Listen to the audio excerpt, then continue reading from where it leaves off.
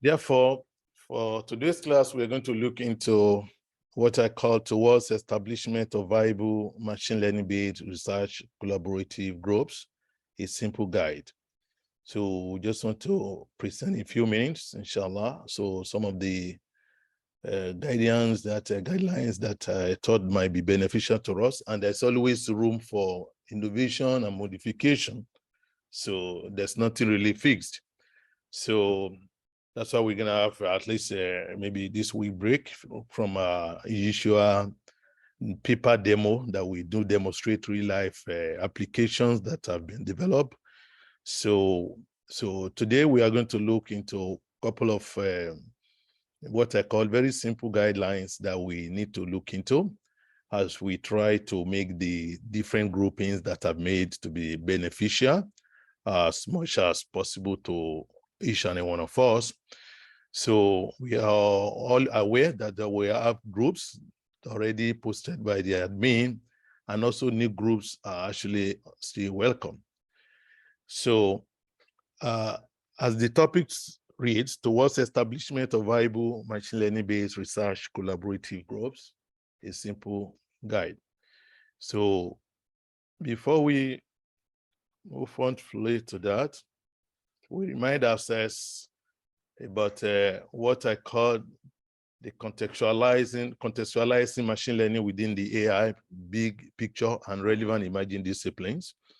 So as we know, we are here, that's what we are considering. The big picture is there, which is the artificial intelligence with several fields. And I've clarified in the past that machine learning is unique among the AI subfields, because these days you can hardly come by successful natural language processing application that will not deploy machine learning. Robotics also need machine learning to be able to come up to the challenges of the present age. Knowledge-based system, in short, machine learning is becoming what is needed by even other aspects of AI. And that is why the train of machine learning is moving at a very fast speed that no one that what is Onion can afford to miss the train. Otherwise, such person risks the possibility of getting left behind in his or her own career, as we might have actually seen these days. So we have the big data. When you merge it with the AI, some of the possibilities like prescriptive, predictive, and descriptive analytics that we can carry out depending on the kind of problem we might want to solve. So this, we can also see detailed explanation of this in our previous videos. And the motivation for all these is coming one of these kind of particular weekly programs, creating the groups to encourage us. Our motivation is this popular saying that machine learning is the next internet. So that is the next thing that is going to revolutionize the world in a similar or better manner that internet did. Actually, is going to be machine learning, and it's already happening actually. Because when internet came, we see a lot of things that were not possible before becoming reality. So this is the same thing that is wished for machine learning, and it's already happening. That these days, either you are a researcher, you are in corporate world, whatever you want to do, you can't afford to let machine learning be pushed backward. Otherwise, someone might be left behind. And also the second motivation is this convincing statement that let the data speak, which I call the big paradigm shift in computing. You see, the idea of letting the data speak. In the past, we need to depend on programmers to do whatever we want to do with computer. They have to write software for us. And that's the big bottleneck. We call it software crisis, which is the reality that the rate at which hardware is developing, software is not developing at the same rate. So we don't have enough software developers. Even when you have, it's very difficult to develop software that will be reliable. Even sometimes big corporations like Microsoft will develop software, and after some time you have to withdraw it from the system because of a lot of bugs or errors. that are too much that they will ask you to move to the next edition for free, as it happened in Vista. You see, once after releasing Vista, they notice a lot of challenges there. They have to withdraw it. Say, okay, if you have Vista purchased, you can move to the next Windows for free because of the enormous errors they detected. This is called software crisis, that the software development is not meeting up with the development of hardware. Every now and then we have a lot of hardware development. We have Pentium 4, i3, Core i3, Core i5, Core i7, and so many other variants of hardware that are coming up every day. But software don't come out as easy as this. And we all used to depend on software before we can do anything. But with the coming of machine learning, that idea has been, that burden has been lessened for us. So with the coming of machine learning, like I said, this has really made what I call the big paradigm shift in computing, which is summarized thus. See, before the advent of machine learning, we used to have a programmer that need to write a program for you. So you need data, then it to generate output. So this is what we call the traditional programming concept, the computer solution that we had then. But these days now with machine learning and the subfield called deep learning, we don't need a programmer per se. That was why if you look at the summer training we had, we call it machine learning without coding. You can actually do machine learning these days without writing any code. And you can do a lot of professional analytics, as the case may be. So you just need the data and the outputs of that data from the past, the samples, give it to the system. With the appropriate algorithm working in the background, you can generate this automatic program, which we call model. In essence, you have successfully eliminated the need for a software developer in getting your problem solved. So this is what machine learning is actually providing. So no matter whichever field you belong to, in the engineering, science, you are scientists, just think of any environment. Think of any business area you are looking at. You get, once the data is there, and the good thing is the data set is always available. In fact, they are wasting away. We are not making use of them. That's why machine learning is saying, those gone are the days now, enough of wasting away your data. Turn your data to be what we can call model, that will be the output of this system. You get the appropriate hypothesis function generated that can do a lot of analytics works and even decision making for the managers and host of others. Now, so going straight to the guidelines, the next few minutes, we say guidelines on created research groups and moving ahead. So these are some of the guidelines that we want to reel out to us, that a couple of kind of groups have been founded already, have been created already. So we want you to, there's still room for more, by the way. So if you feel your area is not being taken care of by the present groups, feel free to nominate a group. People will guide you in the WhatsApp platform, and then they'll be able to guide you, okay, make this group like this, and you can invite people to join your group. So for now, we appreciate the effort so far regarding coordinating and participating in the created subgroups. So towards implementing machine learning research in our various respective fields, or deploying machine learning solutions. So in our corporate organization or for clients, as the case may be. And then we say that more groups are still welcome. So feel free to propose a group and invite people to join in case you see unique need for such. So actually, maybe you have a special project that you want to do that you think doesn't fit to any group, or even if it fit to a group, you just feel like this project needs to be handled.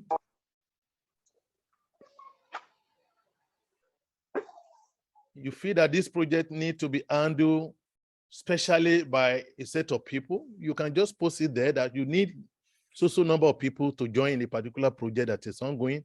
And then you can see nomination, you can see volunteers who will be ready to join you in carry out this, in developing solution for your project. And also, if there's any group that you feel that needs to be created around your area of specialization, feel free to make a proposal, and also people will join. And the good thing is you can belong to multiple groups, as the case may be. And if a group is very big, then you can actually have subgroups also, as the case may be. So as a general guide, we said the following steps should be followed, of course, with possible modification and innovation where applicable. See, so these are just suggestions. There are always room for improvement. Now, the phase one is, the first task is to select one or more data sets. See, now that you have your group, or you just created your group, or you need to create a group, once the grouping is done, or you have invited people to join a particular project, the first task is to select one or more data set or area to be investigated. Because data, like I said, let the data speak. So data is the real determining factor in whatever we want to do in machine learning. Now, so we said there could be multiple data sets being modeled in a single group at the same time. So sometimes you might have multiple data sets. See, you have data set one, number one, you have number two. So depending on the area and the number of people in your group, you can divide yourself into groups, because we want everybody to have hands-on experience in each of these particular kind of task. So depending on the number of members in such groups, so members could also assign to any of the ongoing topic or data set being investigated. You first of all look at the data set. Is the data set okay? Do I need to make it into columns? Sometimes the data set are here and there. You might need to create it prepare in an Excel format that you can use in your own system, because it's always good for the data to be in the tabular form so that it will be easy for you to go ahead with your modeling. So you study the data set. Is it sizable? Do we have so much missing value? Of course, with missing value, we can treat it, but we don't want to have a data set that more than 90% of the data is missing. So then what is going to be left? Except you don't really have any option in that.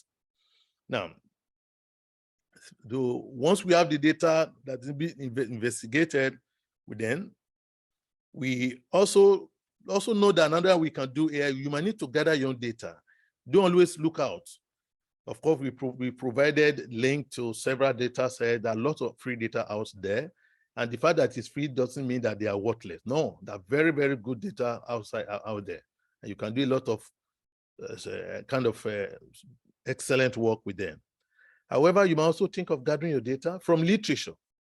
Okay, go to literature in your area of interest, see data that have been published, see people published in those areas. They might not have used machine learning, but you know, when people publish data, they do include the data from their laboratory or whatever, where they got the data, as part of the analysis of their result. See, because I've had this PhD student that developed his own several machine learning models using data obtained from different papers online. You just need to get those papers, then arrange those data appropriately from different sources, but luckily on related concept, on the same concept. So you can do that. You might need to plug data from different papers and then put them together appropriately. Maybe you can have like 10 samples from one paper, another 11 samples from another paper, another 10 samples from another. Before you know what is happening, you have a sizable number of samples that you can use for your modeling. So this, I need to mention that you don't need to always, if you don't get data that is relevant in those free online data sets, you can create by looking at published work. This is another area, where you can get your data.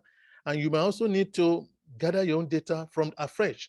Maybe in your laboratory, maybe you are a social science researcher, you might need to reel out questionnaire and let people respond, and then you collate the result. With Google Form these days now, you can do a lot of questionnaire within few days, and the result will be gathered appropriately. Now, so we said the idea in this phase one is to get every member involved as much as possible. See? So that's why I try to let everybody be involved in one task or the other. You can give tasks to, as a team lead, give tasks to every member of the team. Okay, look for a data set that is relevant. Let everybody bring an idea. Okay, so I think this data is relevant. After scrutinizing, we might say, okay, we can push it to next stage. It's relevant, but not very relevant. So let us feel free to come up with ideas. Let's be free to constructive criticism, so that, okay, the fact that someone said your data maybe is not that very relevant, it doesn't mean that you have not done a good job. At least you have made an attempt. So then we can jointly select which one is the data we have to start with, or which one is okay, which one is not okay. And at every stage, if you need further guidance, do feel free to contact me for any maybe professional guide or decision making that you think, is it okay, not okay? Shall I be available for that? Once this preliminary stage is done, then the following phases should be followed appropriately with the modification where applicable. So I call it phase 2.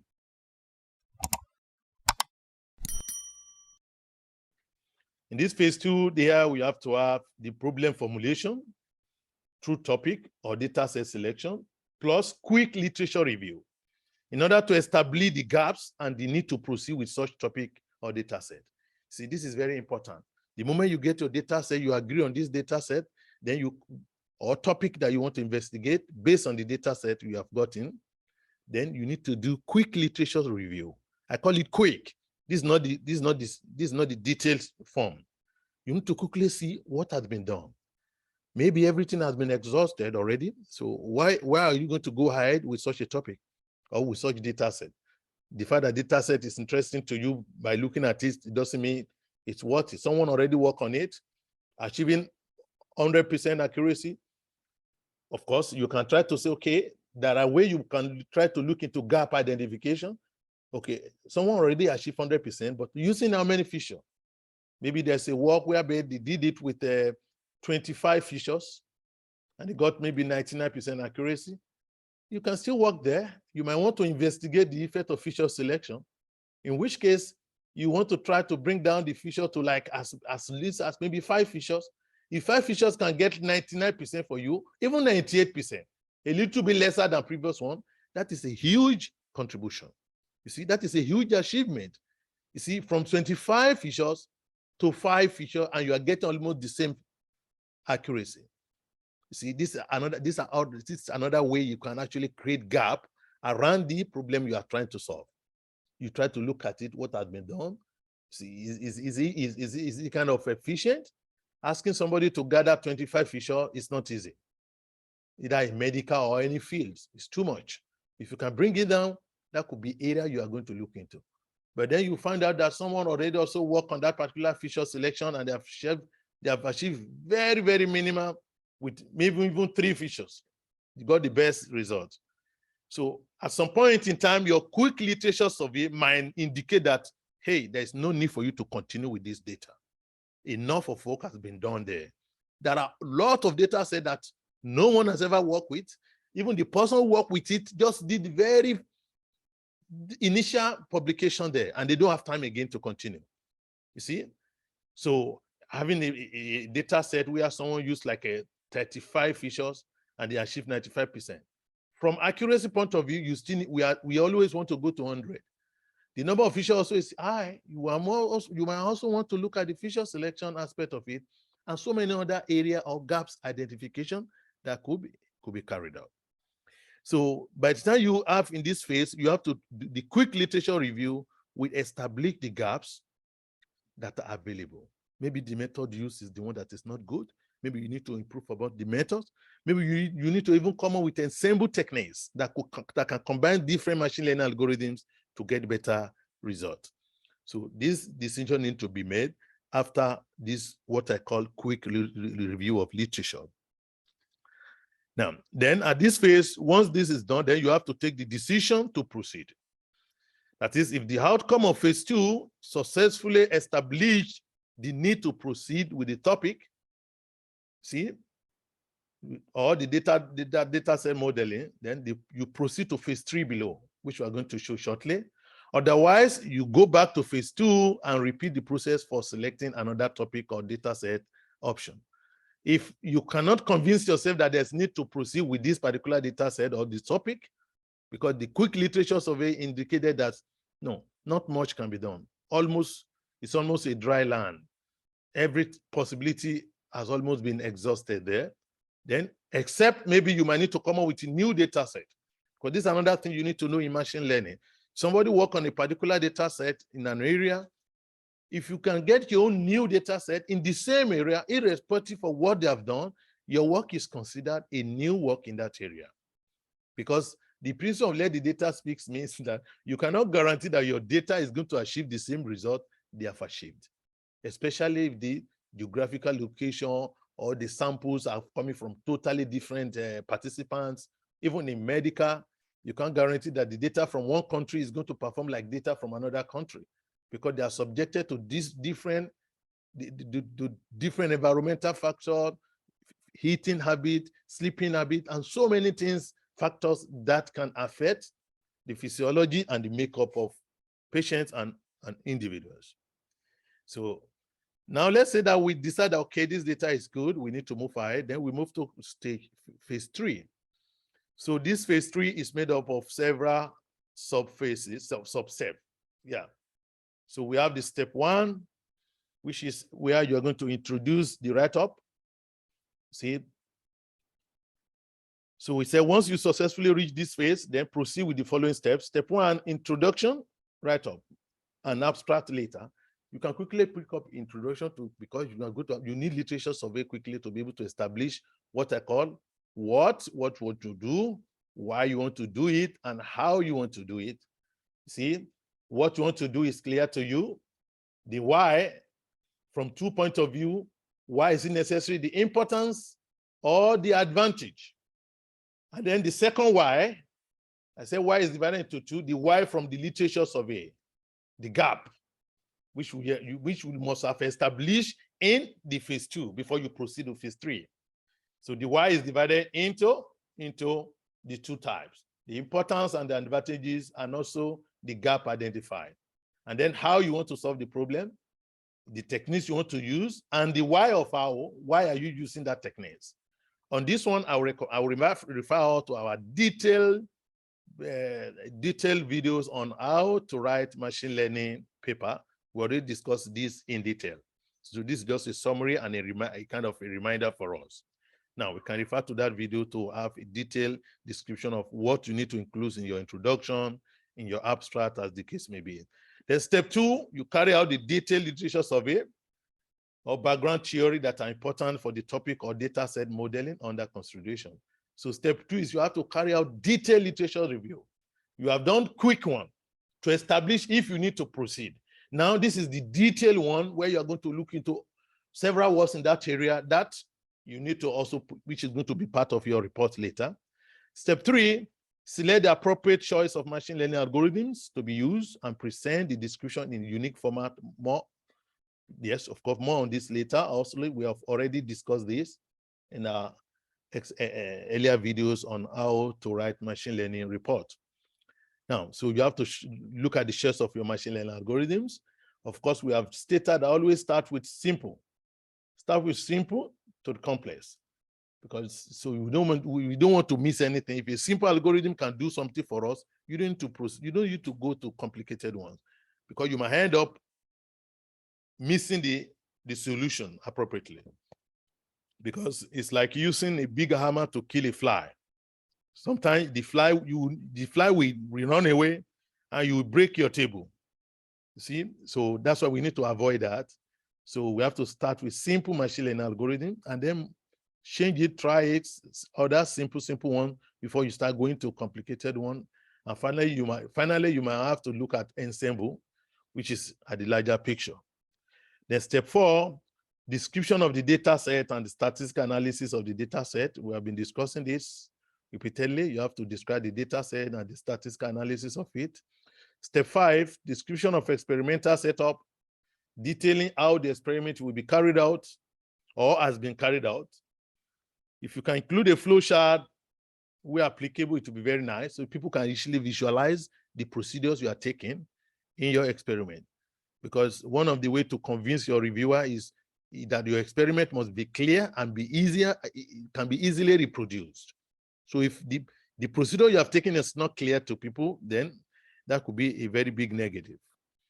So step 6, and the experimental setup, before we move on, must be made very, very clear.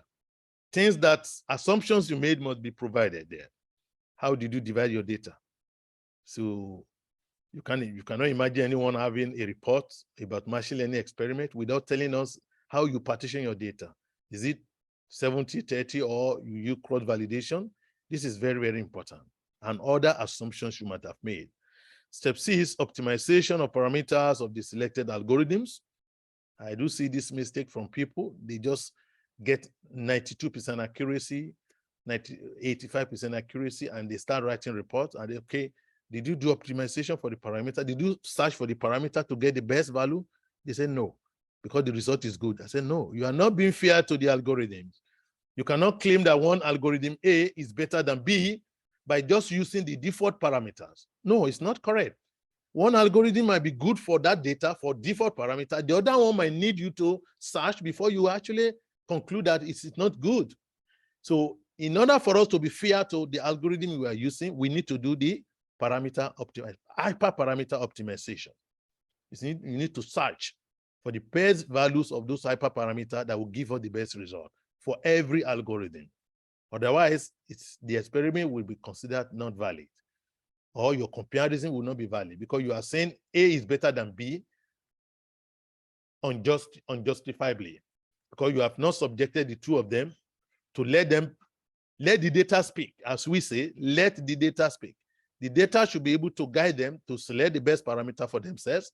Then you can conclude that, okay, this method is better than the other method. So that's optimization is very important. Step 7 will say carrying out final experiments using the obtained optimal parameters. After you have to optimize it, then you can now try to do the final experiment using the optimized parameter, achieved in step 6 above. Of course, several options could be considered here. So that is, you might have to look at several. There are different parameter optimization methods you can use. We have the grid search. We have the one I call the simple search, so which can always work for you. And for if you're just starting, I encourage the simple search. Keep changing the parameter one after the other, as we have described earlier. If you want to go for grid search, it's also okay. So, but then grid search can take a lot of time. So as the case may be. Then step 8, this is where you're going to discuss your result and discussion. And then you have to analyze your result. This is where you're going to talk about what we call confusion matrix we discussed last week. See, you have to talk about the confusion matrix. What is the implication? The fact that you get one mistake here, 2 positive, you have to tell us the implication of those false positive and 2 positive. If it is a medical area, the interpretation is different. If it is a production company, it is another different thing entirely. So you have to discuss your result. What is the implication of the result you have gotten? You don't need to reproduce. You can see that a support vector machine achieved 90% accuracy. That's not discussion of result. We can see that in the table. We can see that in the table already. But you need to tell us the implication of that particular number. And how do you think that value becomes the final value we are getting? So there are so many other discussions we've been mentioning on how we can discuss your result. Again, we can refer to our earlier detailed videos on how to discuss results. Step 9, further discussion of result also, because this is optional.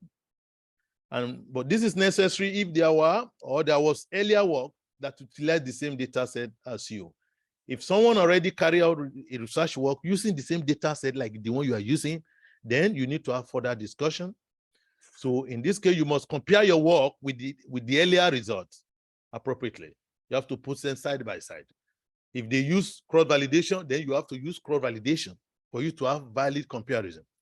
If they use partition by 70-30, 70% to 30% ratio, you have to also use it and then compare your result with them. Sometimes maybe you are not convinced of the partition method they use, but you need to repeat what they have done for your own comparison, validation. Then you can now use additional partitioning method and add it to the system. So in your own report, you can have two type of partition. You have the holdout method, 70%, 30%. You also have cross-validation. For the sake of their comparison,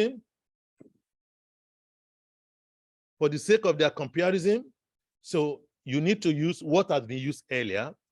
So, and this could also be done under result and discussion section.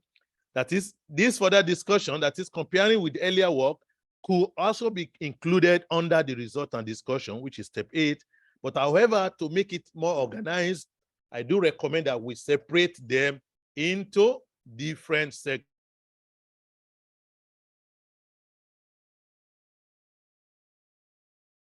I do recommend that we separate them into different sections as the case may be, but not compulsory. Of course, the final step is conclusion and recommendation, where you conclude your work, bringing out what are the unique things that need to be taken home from what you have done. So what have you really, what has been achieved? And also you also need to recommend. So as you are going in the research procedure, you are going to be noticing new ideas, but you cannot include them, which we call fence out. So fence out things that could be done later. So try to recommend for people so that it can be a guide for others to start and be able to hopefully benefit from in their own work. So as I said, so we can refer to our earlier videos on how to write these research papers or reports on machine learning experiment in detail in our previous videos. Now, and finally, in conclusion, we say the good thing is to include the fact that some of the steps can go in parallel. See, some of these steps we itemized above, some of them can go in parallel. You see, so therefore they can be divided easily among the team members. So you can divide among the team members. You don't need to wait for yourselves. So while somebody is doing this, your other one can be do the other ones. But there are some that have to be done after one of them has been completed. So I said, please see the attached sample format for ML-based research paper. And please go through it, and it should put you on the path to writing your first ML-based paper in case you are new to ML applications, inshallah. So this is the summarize of this, and I wish you all the best. And we are going to take a couple of questions or clarifications as the case may be. So in moving ahead with the groups created, once again, I appreciate the team leads and also the participants. So keep providing the necessary guidelines. So the idea is that we hope to be able to push ourselves to take benefit of this kind of technology in our various areas of specialization. So, and I wish all the best. And as it is stated, thank you all. So as it's often said, if we all do a little, we will do a lot. Thank you. And it's time for question. Can raise up your hand for any clarification, question, or information. Thank you very much.